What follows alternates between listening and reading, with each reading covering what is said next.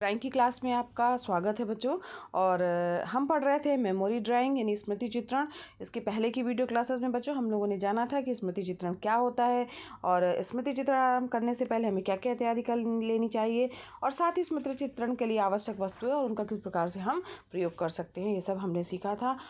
और बच्चों, कागज़ पर चित्र की रचना हमें कैसे करनी है, वस्तुओं के आकार जो है वो कितने प्रकार से हम उनको बांट सकते हैं, इन सब के बारे में भी हम इसके पहले की वीडियो क्लासेस में बात कर चुके हैं। अगर आपने इसके पहले का वीडियो नहीं देखा है तो चैनल की प्लेलिस्ट पे डला हुआ है, आप देख लीजिएगा और उसके बाद नेक्स्ट वीडियो ये वाला देखिएगा ताकि आपको बातें अच्छे से समझ में आए। तो चलिए बिना किसी देरी के बढ़ते हैं आगे। तो आज हम जानेंगे बच्चों कागज़ पर चित्र का संयोजन जो है वो किस तरीके से हमें करना है। तो बच्चों, वस्तु जो है उसको कागज़ के बीचों बीच स्थिर करने के लिए जो है जो कागज़ है आपका उसको दो बराबर भागों में लगभग आप बांट लीजिए। ऐसा ना हो कि चित्र आपका एक तरफ ही भागे, तो इसके लिए आपको कागज़ को दो बराबर भागों में बांट लेना है। फिर जो है वो वस्तु की चौड़ाई और लंबाई जो है वो लगभग आपको माप लेनी है और अपने कागज़ पर उसके अनुपात के बराबर ही जो है वो चित्र बनाना है। तो इसके लिए चारों तरफ जो है अधिक खाली स्थान ना बचे, इस चीज़ का भी आपको ध्यान रखना है। तो यहाँ और साथ ही बच्चों, प्रकाश की किरणें और छाया प्रकाश की किरणें भी आपको दिखानी ज़रूरी है, जैसे कि आपको चित्र में दिखाई दे रहा है। इस प्रकार से जो पहला चित्र जो दिख रहा है उसमें आप उसके मेथड से आप करेंगे दो भागों में बांट करके, तो आपका चित्र जो है वो सही और बीच में बनेगा और साथ ही चारों तरफ स्पेस भी जो है वो ज़्यादा नहीं खाली बचेगा। अब यहाँ पर हम बात कर लेते हैं सेट देते समय हम किन किन बातों का ध्यान रखना चाहिए। तो बच्चों, पेंसिल से जो है जब हम सेट दे रहे हैं तो उसको हल्के हाथ का ही प्रयोग करना चाहिए। HB पेंसिल का प्रयोग करना चाहिए, सॉफ्ट होती है, और सॉफ्ट रबर का प्रयोग करना चाहिए जिससे कागज़ को साफ करने पर कागज़ के रेसे वगैरह ना उखड़ें। इसके लिए नॉन डस्ट वगैरह रबड़ का प्रयोग हम कर सकते हैं। अब मिक्स करने के लिए जो है, और इसके अलावा बच्चों शेडिंग करते समय जो है शेडिंग पेंसिल भी आती है, उनका यूज़ आप कर सकते हैं, जिसमें HB, 2B, 4B, 6B, 8B और 10B शेडिंग पेंसिल होती हैं। इनकी नोक भी उसी तरीके से बच्चों क्रम बढ़ते ही उनकी नोक भी जो है वो मोटी होती जाती है और साथ ही जो है उनका शेड जो होता है वो भी डार्क होता जाता है। 10B पेंसिल जो होती है सबसे ज़्यादा डार्क कलर की होती है। तो इस तरीके से हम उन पेंसिल का यूज़ कर सकते हैं शेडिंग करते समय। और अब बात आती है बच्चों कि जो शेडिंग हमने की है उसको मिक्स करने के लिए किस चीज़ का हम प्रयोग करें। तो उसके लिए आप बच्चों रुई में भी, आपके पास कॉटन घर में होगी, उसका प्रयोग कर सकते हैं, या तो फिर आप कोई नैपकिन पेपर का यूज़ कर सकते हैं, अखबार का प्रयोग कर सकते हैं। ठीक है, तो अखबार तो कोशिश कीजिएगा अखबार न करना करें, क्योंकि उसमें बच्चों काला अक्षर लिखा होता है तो उससे शेडिंग आपकी थोड़ा उतनी अच्छी नहीं होगी। तो नैपकिन पेपर और रुई जो है वो सबसे अच्छा होता है, उसको आप जो है शेडिंग के लिए कर सकते हैं। कई बार जो है वो बड्स कान वाले जो होते हैं ना, तो उसको भी आप यूज़ कर सकते हैं, तो बड्स का प्रयोग भी करके आप शेडिंग कर सकते हैं। और जब आप उसको मोड़ते हैं बच्चों शेडिंग करने के लिए, घिसने के लिए, तो इस बात का ध्यान रखना चाहिए कि एक सिरा जो है वो मोटा होना चाहिए, दूसरा सिरा जो होना चाहिए वो पतला होना चाहिए। इसके लिए कई शेडिंग टूल भी आते हैं मार्केट में, लेकिन अगर आप खरीद सकते हैं तो ठीक है, नहीं तो फिर आप उसके माध्यम से आसानी से शेडिंग कर सकते हैं। ठीक है, अब यहाँ पर जो है सेट करते समय हाथ के नीचे जो है वो कागज़ या रुमाल आप रख सकते हैं, कपड़ा रख सकते हैं, क्योंकि कई बार होता है कि पसीना अगर मान लीजिए आपके हाथों में आ रहा है तो कागज़ ख़राब हो सकता है, फट भी सकता है। और यहाँ पर देखिए पेंसिल सेट करने की जो विधियाँ बताई गई हैं उसको भी ध्यान से देखिए।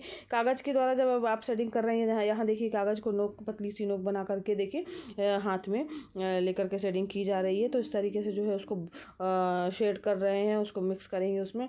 इसके बाद जो है यहाँ पर रुई के द्वारा जब आप सेटिंग कर रहे हैं तो रुई के माध्यम से जो है जो आपने चित्र बनाया है जिसमें थोड़ी शेडिंग की हुई है, इसमें वैसे ब्लेंडिंग टाइप की आप करेंगे। फिर इसी तरीके से जो हैचिंग जो है इसमें देखिए हैचिंग की जा रही है, हैचिंग की प्रक्रिया हो रही है और यहाँ पर टचिंग हो रही है। तो यहाँ पर देख लीजिए किस तरीके से जो है आपको करना है। और अंगुली के द्वारा भी कई लोग कर देते हैं, तो अंगुली के माध्यम से भी जो है उसको रब करते हैं और उससे जो है वो जो उसकी लाइनिंग है वो सारी जो है वो ब्लेंड हो जाती है, दिखती नहीं है। तो इस प्रकार से आप जो है वो शेडिंग कर सकते हैं। अब हम बात कर लेते हैं बच्चों चित्र में छाया और प्रकाश के बारे में, कि चित्र में छाया और प्रकाश जो है वो किस तरीके से आपको डालना है। तो बच्चों, जो कोई भी मान लो वस्तु है तो उसका आकार केवल बाह्य रेखाओं के द्वारा ही बना हुआ जो है अपूर्ण ही है। जब तक कि अगर मान लीजिए आपने उसका चित्र बना दिया, ठीक है, कि केवल उसकी बाहरी ढांचा कैसा बना हुआ उसके द्वारा बना दिया, लेकिन तब भी बच्चों वो वस्तु जो है वो का चित्र जो है वो पूरा नहीं होता है, अपूर्ण होगा। क्यों होगा? क्योंकि उसमें जो है छाया प्रकाश नहीं दिखाई देगी। तो उसको समझने के लिए जो है वास्तव में अगर आपको समझना है कि छाया व प्रकाश कैसे आएगा, तो खिड़कियाँ दरवाजे को एक ओर से पूरा खोल दीजिए, उसके सामने जो है किसी मेज पर गोल या वर्गाकार आकृति को रखिए। तो आप देखेंगे कि जिस ओर से प्रकाश आ रहा है उस तरफ का हिस्सा सबसे ज़्यादा हल्का दिखाई देगा, और दूसरी ओर का हिस्सा जो रहेगा, जिधर प्रकाश नहीं आ रहा है या पीछे का हिस्सा जो रहेगा, थोड़ा सा गहरा रहेगा। ठीक है, और प्रकाश के बिल्कुल विपरीत का हिस्सा जो रहता है सबसे ज़्यादा गहरा होता है, मतलब एकदम डार्कर शेड आ जाता है। तो इसी तरीके से ही आपको जो है उसमें शेडिंग देनी है, छाया और प्रकाश करना है।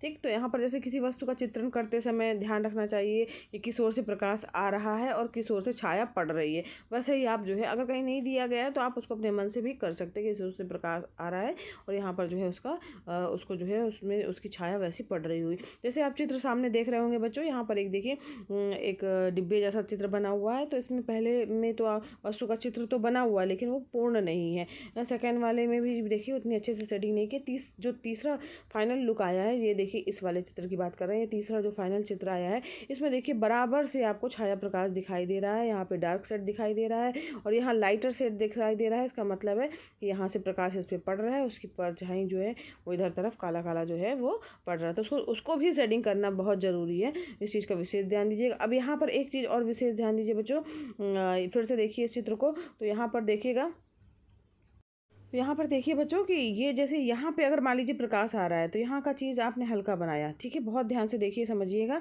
और तो इसके जस्ट इधर जो अंदर की तरफ का हिस्सा, उसमें इधर का हिस्सा ये मानते हुए कि इधर से प्रकाश आ रहा है तो वो प्रकाश इधर भी जाएगा, यानी डायरेक्शन जो है वो इसका क्या है, प्रकाश का ऐसा है। ठीक है, तो इस तरीके से जो है यहाँ पर आपको लाइटर शेड देना है। ठीक है, और उसके अपोजिट जो है वो आपको डार्क वाला शेड देना है। तो ये आपको समझ में आ गया होगा। इस तरीके से ही आपको अपने चित्र में जो है छाया प्रकाश जो है वो देना होगा। अब हम बात कर लेते हैं कि प्रकाश क्या है, अति प्रकाश क्या है, अप्रकाश क्या है और छाया जो है वो क्या है।